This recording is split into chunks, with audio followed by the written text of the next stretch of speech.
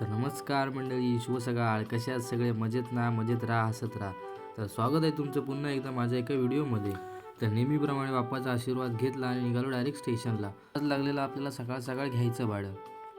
तर आज पण ट्रेन लेटच झाली होती. तर हे दादा आणि वहिनी मुंबईवरून आलेले, त्यांना घेतलं आणि निघालो. तर मस्तपैकी फ्रेश बीच झालो. वहिनींचा आज कॉलेजला होता गेट टुगेदर. त्यांना त्यांच्या नाशिकल्या कॉलेजला सोडलं आणि आलो डायरेक्ट स्टँडवर. तितक्यात फोन आला या आबांचा. त्यांची भाजी घेऊन यायचं होतं, त्यांना बाजारात सोडलं आणि डायरेक्ट आलो स्टँड. थोडा वेळ आली आहे बाबा, त्यांना जायचं होतं मोरेवाडीत. त्यांना घेतलं, सोडलं आणि आलो रिटर्न. या काकांना पण जायचं होतं मोरेवाडीतच. त्यांना घेतलं, सोडलं आणि आलो रिटर्न.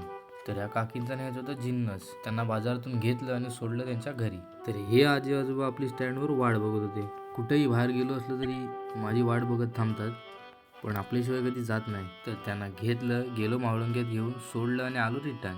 तितक्यात एक भाडं लागलं धामापूर गुरववाडी. या काकांना घेतलं, सोडलं आणि आलो रिटर्न. तर भाडं लागलं आपल्याला वाडीतलंच.